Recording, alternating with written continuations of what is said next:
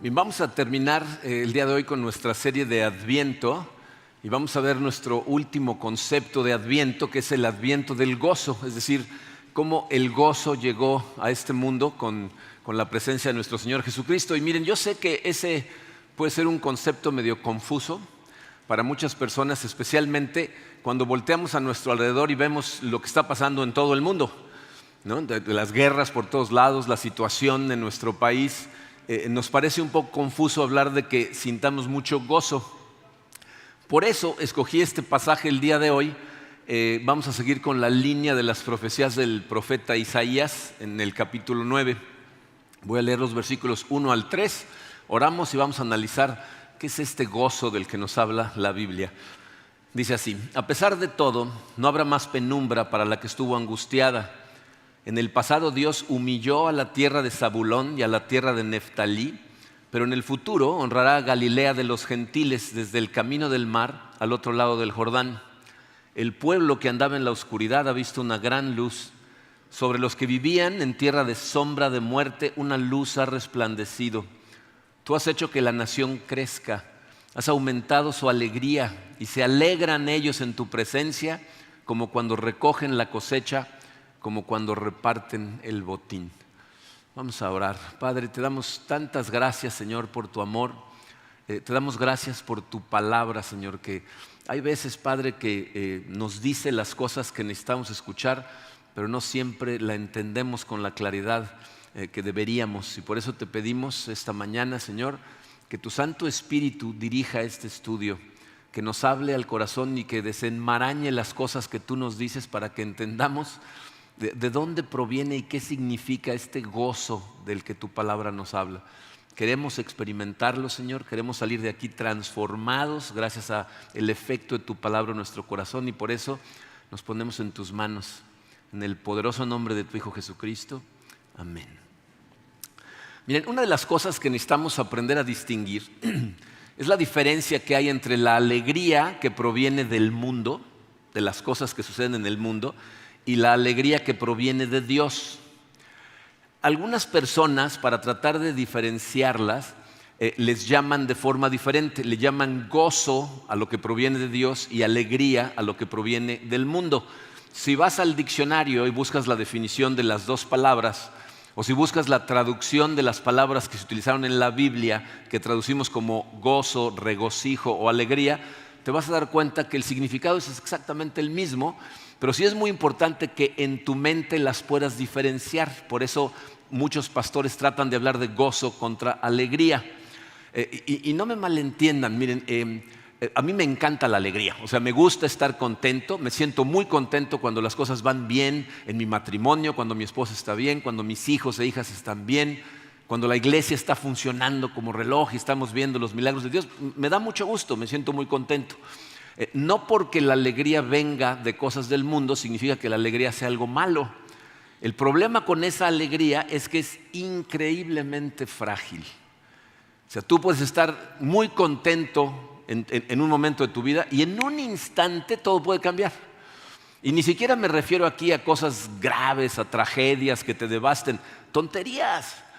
¿No? Tú a lo mejor te levantas en la mañana, un día en la semana y tienes un desayuno muy bonito con tu pareja y tus hijos y en cuanto sales te das cuenta que ya vas un poco tarde y hay mucho tráfico y parece que todos están confabulando para bloquearte y pierdes la alegría, ¿no? O llegas a la tienda y está llena de gente y hay unos tumultos en las cajas y el cajero en ese momento quiere hacer corte, desaparece la alegría, ¿no? O desempacas la colección de nacimientos de tu esposa y te encuentras con que un ratón hizo un nido en el pesebre donde iba Jesucristo, que nos acaba de pasar esta semana a Karina y a mí. Tu alegría, ¿no?, desaparece. Pero, en cambio, fíjate, el gozo que proviene de Dios no tiene nada de frágil. O sea, puedes estrellar contra ese gozo las peores cosas que este mundo te puede lanzar y no se rompe. Podemos encontrar en la Biblia pasajes que hacen evidente que hay un gozo diferente al que conocemos nosotros como el simple gozo que viene del mundo. Hay muchos pasajes, ¿no? Les voy a hablar de dos de ellos, pero pueden encontrar muchos ejemplos. Dice, en Hechos 5, si recuerdan, en Hechos de los Apóstoles, la iglesia está empezando a crecer. Jesucristo mandó a sus discípulos a ser discípulos de todas las naciones, asciende al cielo y los discípulos llenos del Espíritu Santo empiezan a hacer cosas increíbles. Y entonces la gente los admira, la iglesia empieza a crecer y a los líderes religiosos se les retuerce el hígado de la envidia de que toda la gente admira a los discípulos de la iglesia. Y entonces, en lugar de unirse, los arrestan.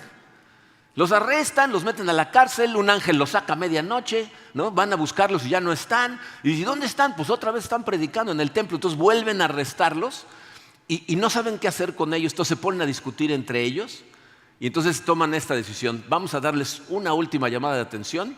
Y entonces la Biblia dice que les dan la llamada de atención, los azotan y los dejan ir. Y fíjense lo que dice Hechos 5:41. Así pues, los apóstoles salieron del consejo llenos de gozo por haber sido considerados dignos de sufrir afrentas por causa del nombre. Yo no sé si a ti alguna vez te han azotado. O sea, a mí cuando era chiquito me tocaron varios cuerazos, pero me los gané a pulso, ¿no? O sea, pero no estoy hablando de eso. Fíjense, los azotes en tiempos de Cristo eran hechos con látigos que estaban diseñados para arrancarte la piel, para marcarte cuando te azotaban, ¿no? Y a estos los azotan y la Biblia nos dice que salieron llenos de gozo. O sea, yo nunca he experimentado eso, pero te puedo asegurar que no fue un evento muy alegre. No les causó felicidad.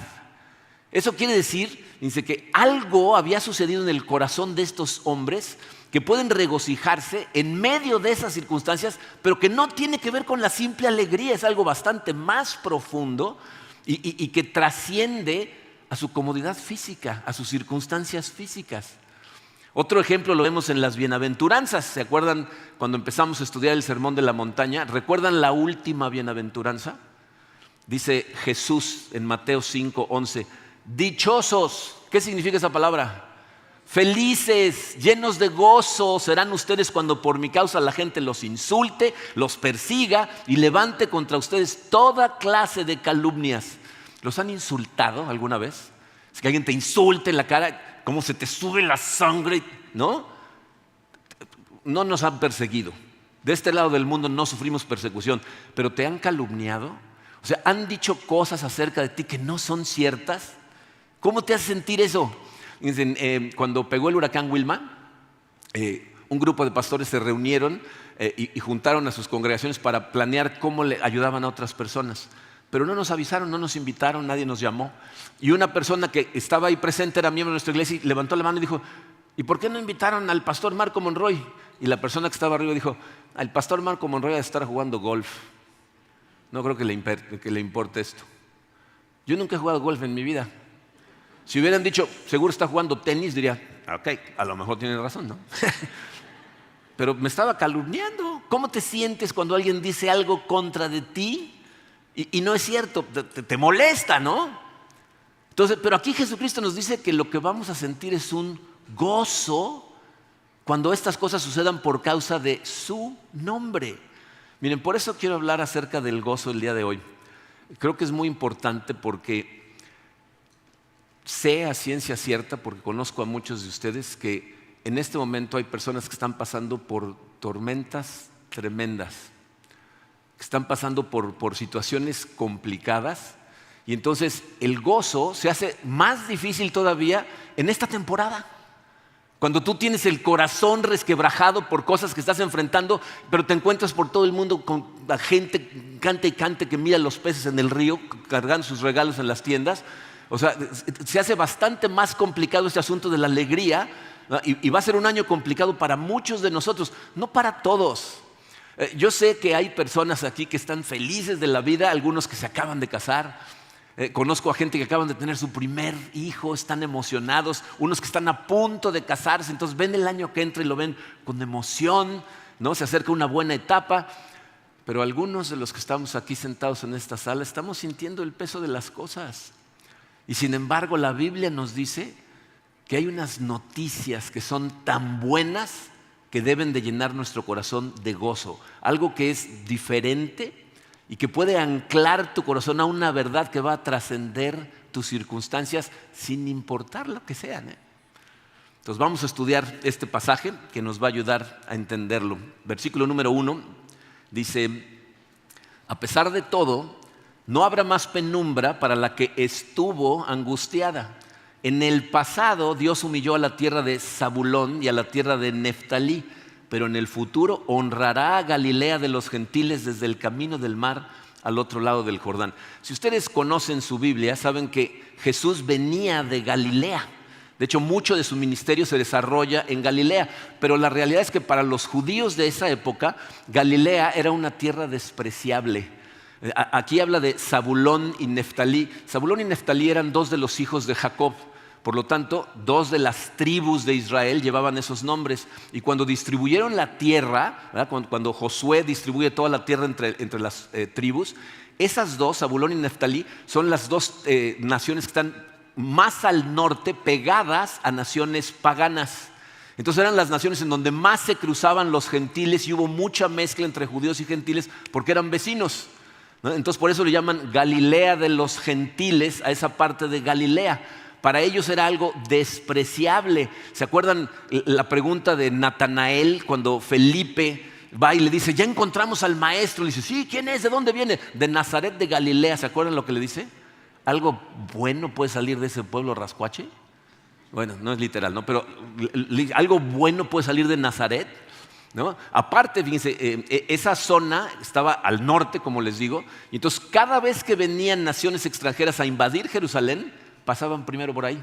Entonces primero los invadían a ellos, primero zarandeaban y destrozaban todo ahí, y luego llegaban a Jerusalén. Por eso dice ahí que era tierra de penumbra, tierra de humillación. Pero si se fijaron, el versículo empieza diciendo, dentro de algún tiempo ya no va a haber más penumbra. Lo que está diciendo es, algo va a suceder ahí, va a llegar una luz a ese lugar que va a cambiar todo y de pronto de lo que van a estar llenos es de alegría, de gozo. ¿Ok? Miren, yo entiendo que a muchos de nosotros nos cuesta un poquito de trabajo experimentar ese gozo del que habla la Biblia, porque el gozo está directamente atado a la esperanza y al amor. Es decir, tu capacidad de experimentar ese gozo del que habla la Biblia está directamente relacionado con el lugar en donde has puesto tu esperanza y la manera en que entiendes el amor de Dios. Por eso cambié el orden de los mensajes de Adviento, porque para entender este asunto del gozo necesitas entender la esperanza y necesitas entender el amor de Dios. Si tú tienes puesta tu esperanza en cosas que no aguantan su propio peso, no tienes ni la menor oportunidad de experimentar gozo. Ese gozo real, ¿no? O sea, el que venga lo que venga te hace saber que todo va a estar bien. Esto es algo que mencioné brevemente la semana pasada. ¿En qué tienes puesta tu esperanza? Si tú has hecho de tu pareja a tu Dios, le estás poniendo a tu matrimonio el peso de Dios. Tu matrimonio no está diseñado para eso, entonces lo que vas a hacer es destrozar tu matrimonio. Le vas a poner expectativas a tu pareja que la va a destrozar. Si el centro de tu vida son tus hijos, ¿verdad? Si todo gira alrededor de tus hijos, los vas a malcriar. Les vas a robar toda oportunidad de tener gozo real a ellos y a ti, porque te van a hacer la vida de cuadrícula chica. No puedes poner tu esperanza ni en tu trabajo, ni en tus logros, ni en tus hijos, ni en tu esposa, ni en ninguna de las cosas de este mundo. ¿Y cómo entiendes el amor de Dios? Fíjate, si tú crees que el amor de Dios se ve en el hecho de que todo lo que tú amas siempre esté bien, que nunca le pase nada a nadie, que todas las cosas que tú esperas que sucedan sean siempre las que sucedan, es una cuestión de tiempo en que tu fe va a desaparecer y tus posibilidades de gozo son prácticamente nulas. Pero si tu esperanza está puesta en Jesucristo, Él puede cargar con todo lo que traigas en tu corazón. Si comprendes el amor de Dios, que analizamos la semana pasada, Él vino y nos enseñó lo que es el amor. ¿Cómo? Mandando a su Hijo a morir por nosotros, que no lo merecíamos, de forma incondicional. Ese es el amor de Dios. Entonces, esas cosas son cruciales para que podamos experimentar gozo, especialmente en los momentos más difíciles. Que entiendas que Cristo realmente está comprometido contigo y que su amor es fiel y es para siempre. Miren, yo, especialmente este asunto del amor, sé que a veces nos cuesta trabajo creerlo porque nos conocemos. Nadie te conoce mejor a ti de lo que tú te conoces a ti mismo. Y no sé qué tan honesto eres en tu evaluación de ti mismo, Pero si evalúas tu corazón utilizando a la Biblia como el espejo o el filtro, tú sabes la clase de cucaracha que eres. Tú sabes la capacidad de oscuridad que hay en tu corazón. Y entonces muchas veces la gente piensa que, ¿cómo es posible que ese amor esté disponible para mí? Si yo me conozco. Pero si deseas caminar con gozo, tienes que poner tu esperanza en el lugar correcto, que es el trabajo que ya realizó Jesucristo en la cruz. Eso es fundamental. Debemos poner nuestra esperanza sabiendo que el amor de Dios, su fidelidad, es mucho más fuerte que cualquier oscuridad que pueda existir en tu corazón. Mucho más fuerte. Otra de las razones por las que este pasaje es muy poderoso es porque, miren, este pasaje está haciendo alusión a algo que constantemente se nos olvida.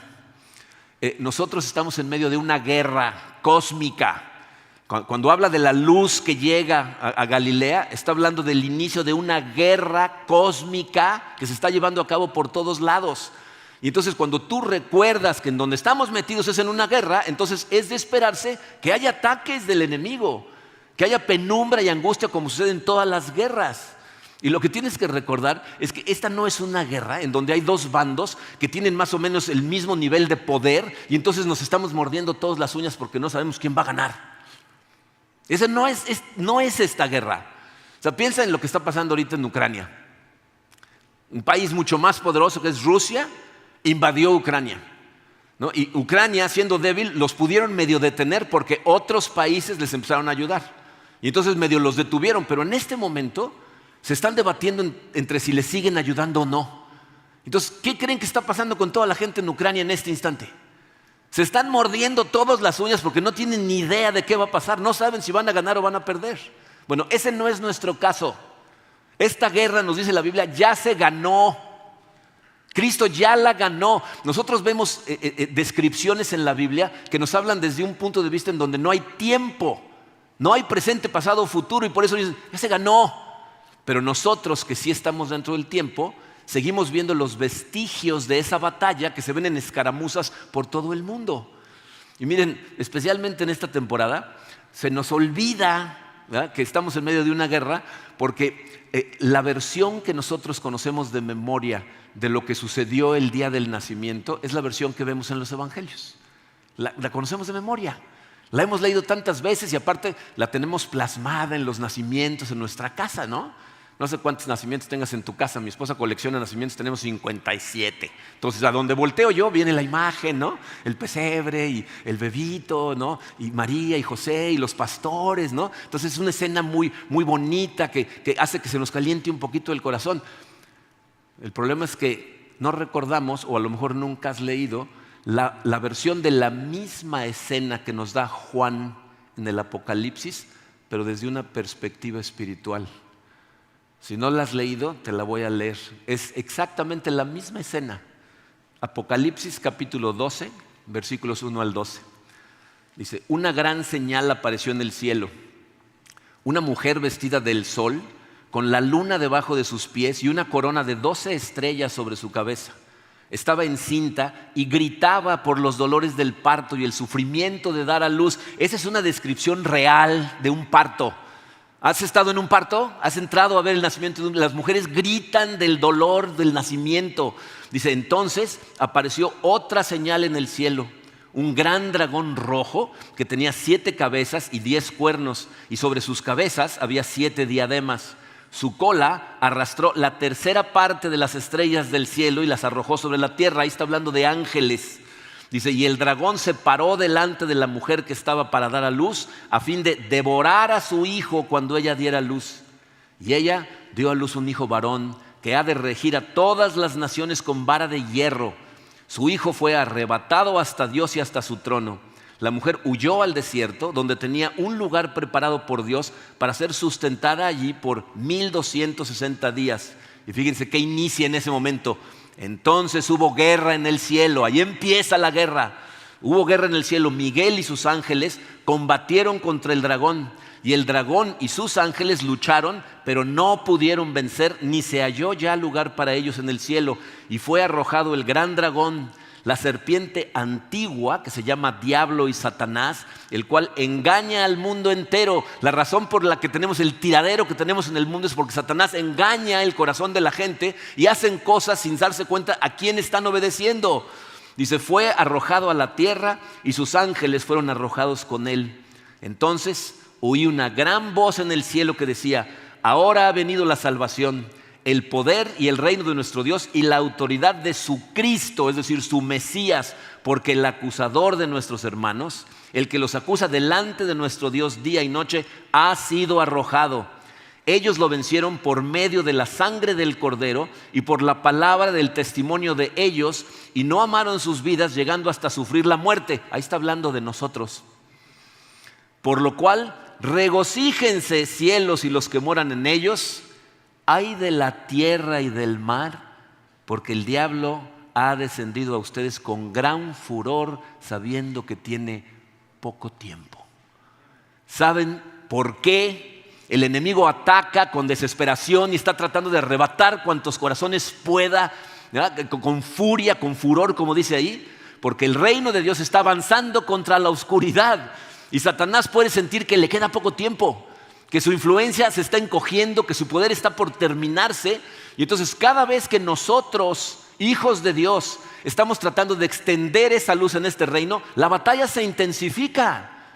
Entonces piensa en eso, cualquiera de nosotros que estamos sirviéndole a Dios en la forma en la que sea, estás en una trinchera, en la línea de batalla, frente al enemigo, está luchando contra ti.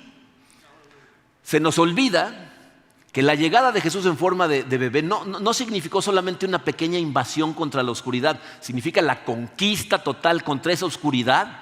Y mientras tú y yo, este 24, vamos a estar cantando Noche de Paz y Noche de Amor y nos vamos a sentir maravillosos aquí, al mismo tiempo está sucediendo la derrota del pecado y la muerte para siempre y el derrocamiento de los principados de poder que luchan contra el nombre de Dios en el plano espiritual. Y si entiendes eso, vas a tener en dónde catalogar tu dolor, vas a entender en dónde catalogar la adversidad y los ataques que vienen del enemigo, y vas a poder regocijarte sabiendo que Dios ya venció. Aún con heridas dolorosas, sabes que puedes confiar en Él porque ya ganó.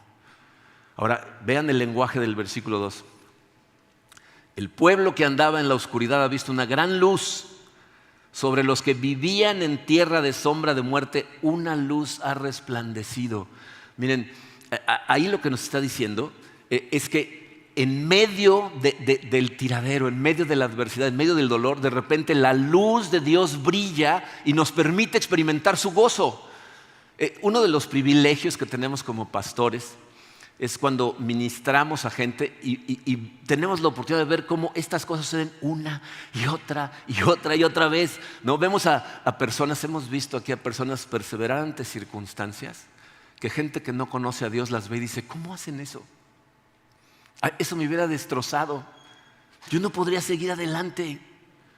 Vemos a hombres y mujeres atravesar por esas cosas y miren, no estoy hablando de que las atraviesan con sonrisas y riéndose, no, las atraviesan con gozo, pero es un gozo que a veces aparece en medio de lágrimas en tu almohada a medianoche, a veces que aparece en medio de oraciones incomprensibles que le decimos a Dios cuando la cosa se ve más oscura, y muchas veces ese gozo es lo que te da la fortaleza para en momentos en que sientes que tienes el tanque vacío, para levantarte un día más para la gloria de Dios, aunque te sientes desfallecer. Por eso esto es tan diferente de la alegría, es algo más profundo, más real, más poderoso y trasciende cualquier circunstancia. ¿Cuántas veces nos ha tocado ver aquí en la iglesia a familias que vienen porque perdieron a un padre o una madre, o esposas que han perdido a sus esposos, esposos que han perdido a sus esposas, y vienen aquí y están unidos a sus hermanos y hermanas en Cristo, cantando en la alabanza, llorando y cantando, pero con gozo en su corazón en medio del dolor? ¿Por qué? Porque esa luz resplandece en tu corazón cuando te sientes que estás en los momentos más oscuros. Es de lo que está hablando Isaías. El apóstol Juan retoma ese tema en su evangelio cuando habla de la llegada de Jesucristo. En Juan capítulo 1 versículo 5 dice, esta luz resplandece en la oscuridad y la oscuridad no ha podido apagarla. Ahí la palabra resplandece es un verbo que está en un tiempo que es presente perfecto, o sea, es un presente perpetuo. Podríamos leer ese pasaje diciendo, la luz sigue resplandeciendo aún hasta ahora en la oscuridad y la oscuridad no ha podido apagarla. Lo que está haciendo Juan es tratar de pintar una imagen en tu mente de cómo cuando la luz aparece, la oscuridad lo que hace es darse a la fuga, que es algo que instintivamente sabemos, ¿no? Piensa, por ejemplo, si tú estás en tu casa, es de noche, afuera está todo oscuro, tú adentro tienes la luz prendida en tu casa y oyes un ruido afuera y abres la puerta, ¿qué sucede? La luz se desparrama hacia afuera, la oscuridad no se desparrama hacia adentro, ¿no? Cuando viene la luz, ¿qué hace la oscuridad? Sale corriendo, ¿no? Desaparece. Y Juan lo que está diciendo es, esa luz ya llegó, nosotros la vimos. La oscuridad ahora está en retirada y la luz se sigue moviendo y moviendo y moviendo hacia adelante y la vamos a seguir empujando hasta las orillas de su existencia, hoy y hasta que Jesucristo regrese. Entonces la razón por la que celebramos no es porque tenemos vidas perfectas, no es porque nuestra vida nada de lo que sucede duele, es porque tenemos clarísimo que ya vino, que esa luz se está extendiendo, está teniendo victoria sobre la oscuridad, aunque tú y yo no tengamos la capacidad de ver cómo se está extendiendo en todo el mundo. Vean el lenguaje del versículo 3, dice, tú has hecho que la nación crezca, has aumentado su alegría. Y se alegran ellos en tu presencia como cuando recogen la cosecha, como cuando reparten el botín. Bien, ese pasaje nos está dando dos ideas que deberían de alimentar más nuestro gozo mientras Cristo gana la victoria total, ¿ok? La primera idea proviene de la primera frase en donde dice, tú has hecho que la nación crezca. Esa palabra literalmente en el lenguaje original significa multiplicas. De hecho, las versiones más conservadoras de la Biblia dice, tú multiplicaste la nación. Esa idea en tiempos de Isaías seguramente hace una conexión directa al pacto que hizo Dios con Abraham. Algo de lo que hablamos hace como 2 semanas, ¿se acuerdan? O sea, Dios le hace una promesa a Abraham y le dice que su descendencia va a ser más numerosa que las estrellas del cielo. Abraham tuvo un hijo y Dios le dice, te voy a dar una descendencia que va a ser como las estrellas del cielo, no la vas a poder contar, van a ser tantos tus descendientes que no los vas a poder contar. ¿De qué está hablando? De una multiplicación increíble de la nación. Entonces dijo, voy a multiplicar tu descendencia y está pasando, ¿ha pasado o no ha pasado? Aquí estamos, ¿no? Estamos a miles de kilómetros donde esto sucedió. En este momento, alrededor del mundo hay miles de millones de personas celebrando que está a punto de celebrarse el día de la llegada de Cristo. Es una multiplicación que está haciendo Dios y que aparte la vemos de la manera tan maravillosa en que la hace. Miren, hace 2, 3 sábados fue el cumpleaños de un joven de aquí de la iglesia, cumplió 15 años, Gael. Es un joven muy especial para mí y para nuestra familia, porque es el hermano menor de Alan. Alan es mi yerno, está casado con nuestra hija Katrina, nuestra hija la menor. No sé cuándo empezó esta tradición, pero Gael invitó a 4 hombres adultos de la iglesia para que antes de empezar su fiesta de 15 años le dieran cada uno consejos acerca de su vida. Y entonces 4 hombres pasamos y le hablamos a Gael, ¿no? Espiritualmente. Me pareció a mí fantástico que el último que habló fue su hermano Alan.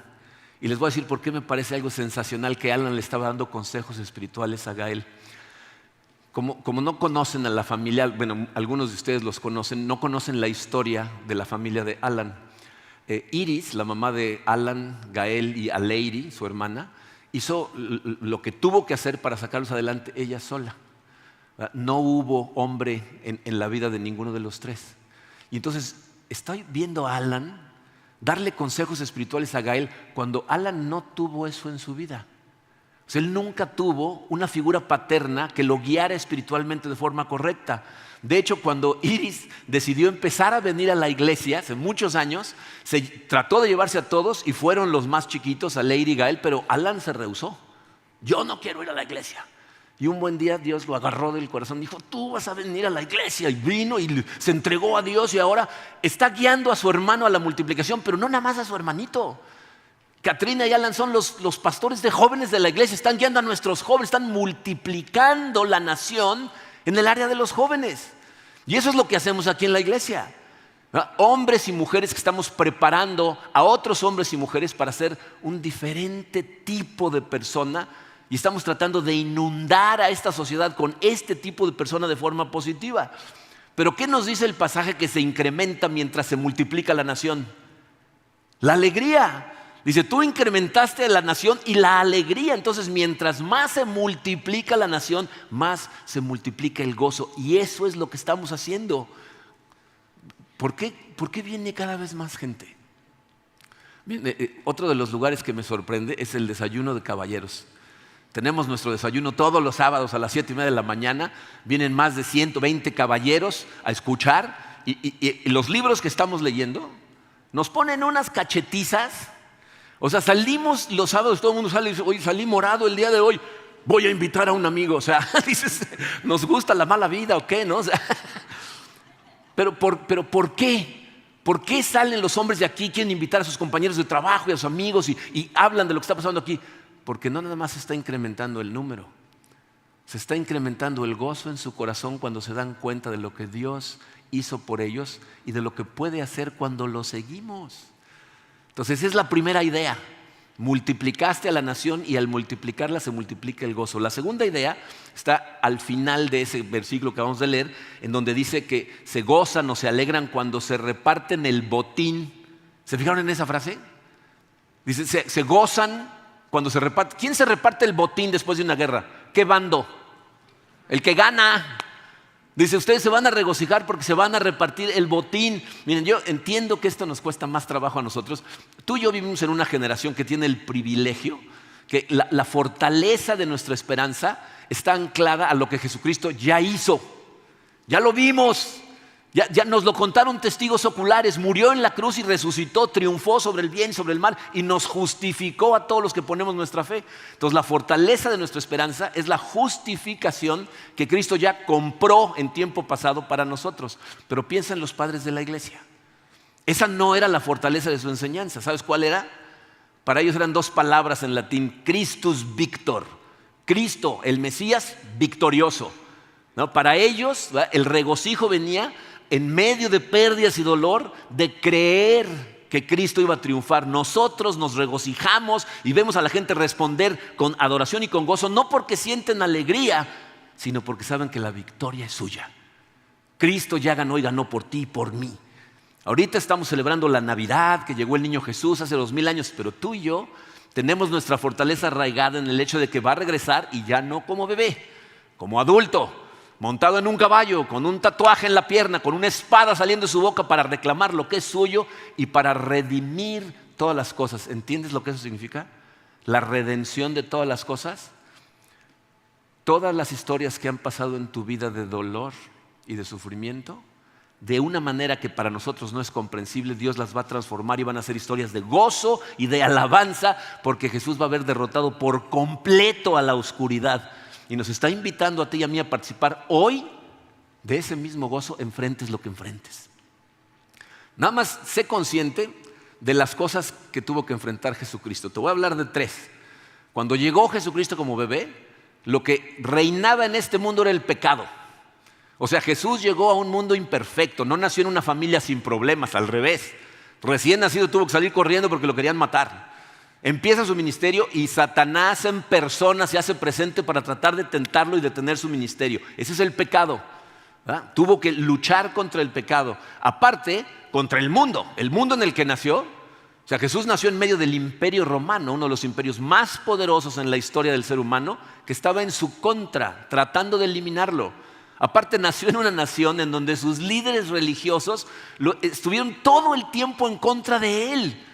En lugar de reconocerlo gracias a las escrituras que conocían de memoria, estuvieron todo el tiempo rechazándolo, poniéndole trampas, tratando de matarlo, hasta que lo mataron, pensando que habían ganado. Pero Dios, al enviar a Jesucristo, triunfó también contra la muerte. Y por si eso no fuera suficiente, tuvo que enfrentar el abandono de sus propios discípulos. Piensa en eso. 3 años caminando con ellos, revelándoles quién es a través de sus enseñanzas, de sus milagros. Y 2 horas después de establecer la cena del Señor, en donde les explica lo que está a punto de hacer, vienen a arrestarlo y todos salen corriendo. Acabamos de terminar una serie hace no mucho tiempo en donde estudiamos la vida de los 12 discípulos, ¿se acuerdan? ¿Alguno de esos discípulos les genera confianza? Si vinieran a pedir trabajo aquí, Emilio no los contrataba. Si vinieran con su... No, tú olvídalo, ¿no? Y sin embargo, Jesucristo, fíjate, por eso la marca de un cristiano es el gozo, porque Jesús puede vencer hasta tu necedad, tu terquedad. Venció al enemigo, venció a todos los poderes de este mundo, todas las ideologías distorsionadas, la falsa religión que se predica, todo eso lo venció. Entonces podemos estar llenos de gozo, porque cuando hablamos del bebé que llegó ese día, no estamos hablando de un bebé común y corriente. Estamos hablando del Dios del universo hecho hombre, un ser que siempre ha sido y siempre será. Y la Biblia nos dice que en este momento está sentado a la derecha del Padre, reinando, intercediendo por nosotros. Y saber eso nos recuerda que tú y yo estamos un año más cerca de la redención de todas las cosas. No sé cómo te fue este año. No sé qué nivel de adversidad enfrentaste. Sé que muchos de ustedes tuvieron un año maravilloso y conozco a varias familias que tuvieron probablemente el peor año de su vida. La buena noticia con respecto a todas estas cosas es que tú y yo no tenemos que pretender. De hecho, lo mejor para tu alma es no pretender, es ser honesto, porque el gozo no es nada más simplemente tener la cara sonriente, es bastante más profundo que eso. Y como les dije hace un momento, hay veces que ese gozo aparece en medio de las lágrimas más amargas, cuando piensas que ya no tienes ninguna fuerza. Y miren, me da gusto que muchos de ustedes han caminado cerca de nosotros en estos últimos años, porque ustedes saben que Karina y yo ahí hemos estado, que hemos pasado momentos en los últimos 4 o 5 años en donde no nos hemos sentido muy alegres, que digamos, pero en medio de esas lágrimas que derramamos amargamente, Dios se siguió haciendo presente en nuestras vidas. Y les puedo decir sin la menor duda de equivocarme, tenemos un Dios maravilloso, que cuando más lo necesitas se hace presente. Y sé que es difícil de explicar, pero necesitamos anclar nuestra fe, porque eso es lo que nos dio a nosotros fortaleza y razones para regocijarnos y alegrarnos en medio de la tormenta. Encontrábamos cosas por las que alegrarnos y sentíamos ese gozo profundo en nuestro corazón que nos seguía empujando hasta adelante. Entonces te puedo decir, se vale sentirte triste en Navidad, se vale sentirte abrumado, pero lo que necesitas hacer es orientar tu mente a Cristo, a la victoria que ya ganó para ti. Tener claro, fíjate, no sé qué estás enfrentando o qué estés a punto de enfrentar, pero estas verdades te hacen saber que lo que venga no te va a destruir. Si estás agarrado de su mano, a lo mejor te va a derribar, pero Dios te va a levantar. Y sea lo que sea, aunque a veces no parece, también va a pasar. Va a pasar. Y te vas a poder regocijar. Sé honesto, no te rindas. Obviamente tampoco se trata de tirarte al piso todo el tiempo, ¿no? O sea, llévale tu corazón al Señor. Si realmente te sientes devastado, la Biblia dice que al corazón contrito y humillado Dios no lo desprecia. Ya sabe, entonces descansa en la victoria que ya ganó para ti y vas a encontrar este gozo. Yo sé que especialmente en esta temporada el mundo es un torbellino. Solo recuerda en todo momento, viene un día en donde no va a haber recuerdo del dolor. No sé cómo va a ser eso Dios, pero es un lugar en donde no hay lágrimas, no hay dolor. Y todas las cosas van a ser hechas nuevas. Y entonces lo único que vas a experimentar es el gozo profundo de sentir el amor directo en la presencia del Señor. Y es un gozo que la Biblia nos dice que se va a incrementar por los siglos de los siglos. Tú vas a llegar a su presencia y vas a sentir un gozo y vas a decir ¡gozo! Y la Biblia dice, espérate, vas a ver. Por los siglos de los siglos va a seguir incrementando. Pero mientras tanto, Nos anclamos a la seguridad que tenemos de ese día en el que Cristo, por lo que ya hizo por nosotros, nos va a llevar con Él. Entonces no ancles tu esperanza a tu matrimonio, a tus hijos, a tus amigos. Esas cosas son parte del gozo que Dios nos da, pero no son la fuente. Ánclala a Cristo. A ellos hay que disfrutarlos, pero sabiendo que la fuente de todo es Dios. En una semana vamos a estar celebrando la cena de Navidad. Espero que ustedes celebren con familia, con amigos. Nosotros nos vamos a reunir con nuestra familia. Y ese día yo voy a recordar en mi corazón estas dos cosas. Que el amor de Dios es incondicional. Y todo lo que ya hizo por mí me da una seguridad eterna. Y entonces voy a poder disfrutar profundamente de nuestra cena, sabiendo que lo verdaderamente importante es lo que ya hizo Cristo por nosotros. Y mi oración es que lo mismo pueda suceder en tu corazón, que puedas salir caminando el día de hoy sabiendo que todo va a estar bien, porque ya vino. Esa luz ya vino y ya triunfó. Vamos a orar. Padre, Señor, te damos tantas gracias por el amor que nos mostraste en tu Hijo Jesucristo. Sé, Padre, que nos cuesta tanto trabajo discernir entre la felicidad simplona que sentimos de este mundo en comparación a ese gozo real y profundo que proviene de conocerte a ti. Y la fidelidad que tienes, el amor que ya nos demostraste. Te doy gracias, Padre, por mis hermanos y hermanas que conocen ese amor, que caminan de tu mano y que aun cuando han atravesado por valles tremendos, nunca se han soltado de tu mano y han seguido hacia adelante. Te pido por aquellos, Señor, que se han confundido, que han puesto su esperanza totalmente en cosas de este mundo y a lo mejor les espera una sorpresa cuando de repente venga una tormenta. Te pido que aprovechen este momento, Señor, para voltear su mente hacia ti, su corazón hacia ti, pedirte, clamar a ti, Señor, hazte presente en mi vida, ayúdame a sentir tu presencia, ayúdame a tener comunión contigo a través del estudio de tu palabra y de la comunión con mis hermanos y hermanas en Cristo. No me dejes, Señor, equivocarme y poner mi esperanza en las cosas equivocadas. Ayúdame a saber que aquí estás conmigo, Señor, que me amas tal y como soy en este momento, que sí me estás transformando, pero me amas hoy y que un día voy a estar en tu presencia y nada de lo que me ha dolido durante esta vida ni siquiera voy a recordar. Gracias por tu amor, gracias por la paz, por la esperanza, Señor, que llegaron con tu Hijo Jesucristo a este mundo. Nos ponemos totalmente en tus manos, Padre, en el poderoso nombre de tu Hijo Jesucristo. Amén.